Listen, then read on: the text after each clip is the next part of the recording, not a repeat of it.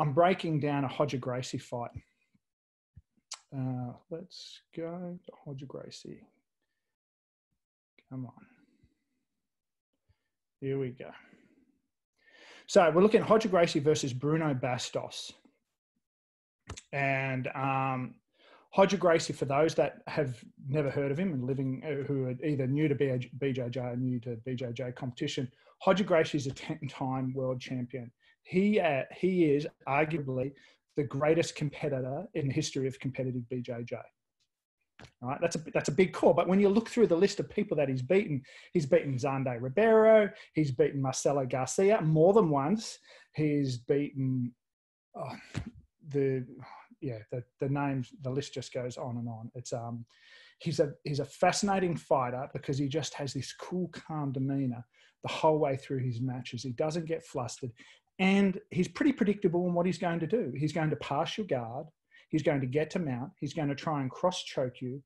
If you manage to roll out of the cross-choke, he's going to then rear naked choke you, and that's the end of the fight. So his submission list wins are off the charts. Like, he wins almost 90% of his fights via submission. He doesn't win by points. So there's a lot of competitors out there that they will be winning by advantages or by points. And so you're talking very minor details or differences between the competition level. Whereas Hodger, he wants to win by submission. He won't stop and hold up and sit on an advantage and use that advantage to hold on for 3 minutes to the end of the match and then win via that advantage. He won't do that. He's like, no, he has his game plan, and his game plan is to submit you. And at the end of that, if he wins, he wins. If he doesn't, he doesn't. And 10 times world champion is pretty good going. Currently trains in the UK, has a school out of there. He's a 4th Dan black belt now. Hasn't been competing in the BJJ competition scene for a little while. He went into MMA, had a short burst in there, had about half a dozen fights. I think it was about 10 fights. 8 wins, 2 losses, ended up being the one championship cruiser belt, I think it was, champion for a while there after 3 fights, just as one championships was starting up. And then he retired from there. Okay, let's get into this match first up. So, Bruno Bastos, he's another high-level competitor. This guy is not, this is not an easy fight. Bruno Bastos is winning for the vast majority of the fight. Gets a beautiful sweeps, reversals. He's a very, very good competitor and does some amazing stuff as well. So I could just as easily had used Bruno as the focus of this fight as I did for Hodger. Here we go. We're going to get away.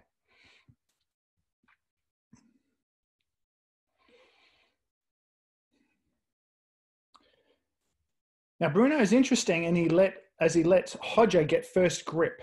Then he's going to grip higher on the lapel than Hodger, and he's going to work to a 45-degree angle. And notice that elbow's cutting down on Hodger's elbow, and he's standing 45 degrees off. That means that it's much harder for Hodger to be able to pull guard from that position. It's much harder for that grip to be able to provide much leverage. Then they're contesting the other grip. Hodger's looking for an inside control, but Bruno just keeps grabbing over the top of that grip to try to nullify it. Hodger wants to square up. He's a bit of a guard puller at times.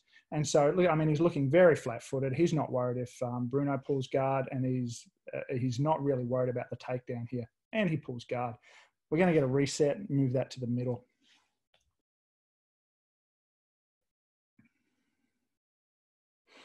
There's no points on the guard pull, for those who are unfamiliar with BJJ scoring.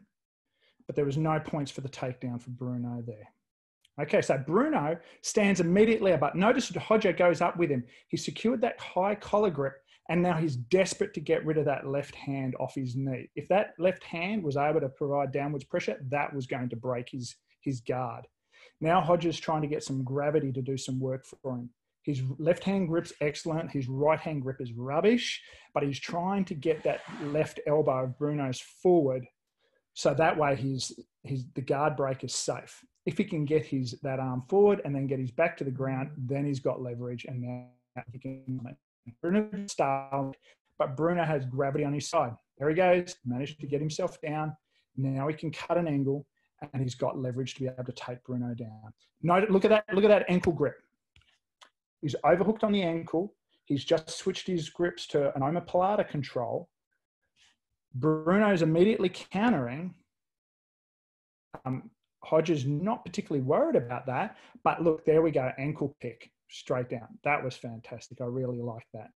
Now, Bruno's fighting for the back. Hodges got to stay cool here. He's turned the hips. Now he's safe. That overhand grip to the far arm was where Bruno was getting all the leverage.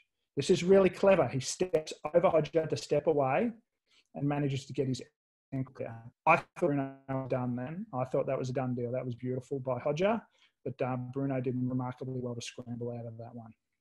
We're going to get a reset, and we're going to try that grip fight's going to happen again.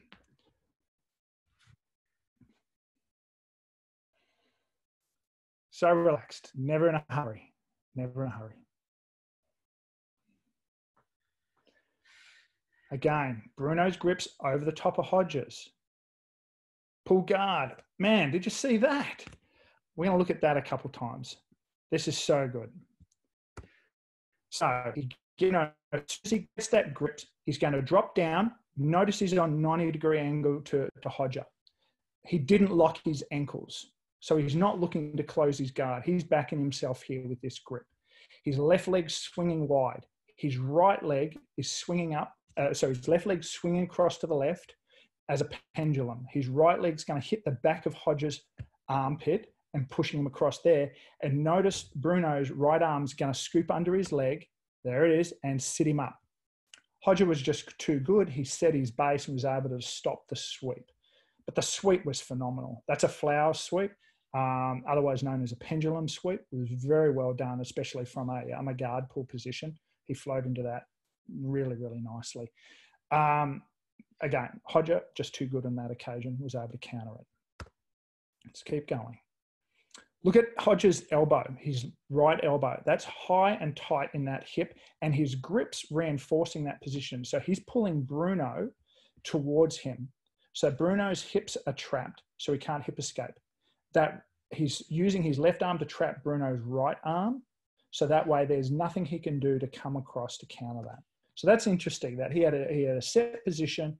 He fell straight into what looked pretty relaxed, but he's actually had an enormous amount of control there. So Bruno wasn't able to immediately sort of counter do anything. And then Hodger can do it at his own pace. Now, this is really interesting. Hodger's baiting Bruno here. He's going to set some lapel grips. And what he wants is Bruno to bring his hands forward to grab his cuffs. He wants his right hand actually to come forward and grab the cuffs. Then he's going to use a cuff control in order to do a standing guard pass. Hey, hello, Zach. Oh, yeah. So notice he's very relaxed. His hands are all the way forward. He's not really fighting or contesting the position. He wants Bruno to contest the grips. Bruno's got a lazy grip on that cuff. That's not what he wants. He wants that right hand. He wants that right hand to come across the body. So when the right hand comes to Hodges' right hand, then he can trap it to his body and he can stand safely. Instead, he's going to go there anyway. Now Bruno grabs the cuff and he's got that grip. He didn't, whereas if he grabbed that early, then the chances are that Hodger was going to counter that. Now, Hodger's hoping that he's going to be quick enough and agile enough that he can use this standing guard pass to be able to open Bruno's legs, boom, and then he's going to look to get past. Bruno is too good. Look at that hook. That hook is high and deep. He has got Hodges' center of gravity. He's using his left hand to control the far leg and sweeps him straight over to half guard. I was very impressed with that sweep again. Bruno in this match, I thought he fought excellent. Up until this point, and now Hodger gets to play his game plan. So we're about to see a sweep, which I first learned in about 2007. And our instructor, who was from Brazil, he referred to it as the Shogun sweep because someone at his club back in Brazil with the nickname of Shogun used to use this particular sweep. Now, Hodger's stacking his shoulders on top of each other vertically. So you'll see him get even further up. So he wants his right shoulder directly above his left shoulder and his right hip directly above his left hip. And he's looking with his right hand to attach to the belt, and his left hand, he's going to be covering the right hand of Bruno, stopping it from being able to post. Once he gets that grip and he attaches himself to him, he's going to lay his back towards the ground. And when he does that, that's going to bring Bruno forward. And what he wants is a post. He wants Bruno to stretch out his left hand, his single post, and commit to it. And that's the weight committed. All right, let's have a look at this. He's going to work himself forward, getting that grip. And I talk about this potentiality, or when I first learned basic physics, it was talking about you take a ball to the top of a hill and suddenly there's potential energy in that ball because now gravity will take that back down the hill. And so this is what he's doing. He's taking himself, he's elevating his position by getting on, stacking his shoulders, which means now that top shoulder has the potential to move down to the ground. And so that energy is now stored and ready for Hodja to be able to apply to this position. All right. Setting his grips, getting ready to go.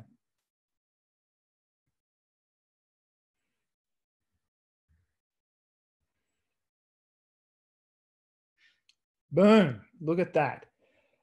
Gets Bruno to be able to post. And now Hodja, once you've got a post, if I can take that balance, you are stable in the direction of that post. But if I can take your weight 90 degrees to that direction, I'm going to be able to take you to a position where you have no base. And because Bruno's right arm's trapped, Hodja elevates over the top and ends up in half guard. Bruno doesn't want it. Hodja's got to work really hard here. He's trying to get a grip. He's working with an overhook with his right hand. He's trying to clear the cuff grip off his left hand, and overhook again on that the left arm. He's trying to stabilize either the pass or the half guard at the very least. Bruno's doing a really good job of elevating the hips and threatening that position.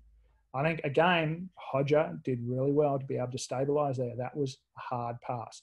Now, immediately, Hodja's pulling out the gi of Bruno, and he's passing it through to the underhook, the crossface, which is his right hand under the arm. So he's pulling that gi up and under. What you can see here is Bruno's really, really strong with his right hand underhook. He's lifting there. Once Hodja can set, we've got a chat somewhere. Once Hodja can set the grip on that dragon's tail, what that's doing is reducing the strength in that underhook. It can no longer extend up particularly easy because the gi, that underhook pressure, is holding that arm back. So suddenly he doesn't have to worry about the underhook as much. All right. So once he's got that dragon tail nice and tight, he's going to look to pass. Now he wants mount. That's where he's going to finish from. So he's using his head to try to control position and posture of Bruno, keeping that weight forward. But Bruno's still, even though the underhook is compromised, he's still using that hand to get in the way and annoy. So he's using his right knee and his right hand to be able to annoy. So Hodja, to get rid of that hand, uses his head as a post. We see him do that over the next couple of positions. He's going to use his head a few times. So he's using his head to clear the elbow, which gives him clear air, which is the term I use for if I'm going to go to mount, I need to have clear air in the far side underhook for me to kneel into. If there's no area for me to kneel into, I'm going to kneel onto an arm that's going to push me straight back into a half guard. I don't want that. So Hodja's clearing space. And if he was to do this with his head without the dragon's tail, his neck wouldn't be strong enough to withstand it. Bruno would use his arm to cup over that, and he'd probably sweep Hodja off this position. So don't stick your head in someone's armpit. But because he's got the dragon tail, this arm's at half strength. So now Hodja's neck, with good posture and positioning, is strong enough to be able to lift that elbow up, which gives him room to be able to get his knee in. So he's going to elevate his hips high, boom, stepping in, steps to mount. That's fantastic. I was really impressed with that. Okay, end game. Hodja's in mount. We know what he's going for. He's going for a cross lapel choke. So he's looking for ways to get the collar free so he can attack it. So right hand goes underneath the head. That allows him to pull the collar out, past it to his left hand. Then the right hand's going into the collar. There it is, in deep. So we just saw the first grip. That's half a lapel choke ready to go. Bruno's defending really well though. He's on the inside of Hodge's left arm. And no doubt, if we had a camera on the other side, Bruno would be ready for the arm on the other side. So he's defending that. So Hodge, to defeat this, is going to use his left hand on the same side. So on the left side, he's putting his hand in. Now watch his elbow. It's going to spin across his head. Boom, there it is. Now he's got the lapel choke. And second later, there we go. Bruno's tapping. Fantastic. So let's have a look at that finish again. That was so good. So he's got to get 2 grip. Oh, we haven't gone far enough. Let's go again. Left hand in, over the top of the right. It's just the thumb. He just needs the thumb in. Hand goes over the head, lapel choke, in, tight, tap. That's excellent. Right, that's a fantastic finish on that one. What I want to do is quickly show you, if you're interested in that half guard sweep, I couldn't find, I'd been told it was the Shogun sweep. I couldn't find it listed under YouTube anywhere. No one's calling that nowadays. But I found, Tiago Valente, he's teaching it as a half guard back roll sweep. So you're interested in seeing that. This is the technique. He's doing it from a seated position, boom, and rolling over. That's where you get to see what's going on the near side. He's controlling that arm. The difference is, instead of the left hand being in the collar, Hodge had the left hand on the belt and was using that belt to pull it off. So he was doing it from a flatter position. So rather than using his opponent's weight, that potentiality, his weight was up high, so he's bringing that down. That's how he was generating his energy. Hodge had to generate his energy by lifting his shoulder up on the side. It was a really nice, subtle variation to that technique.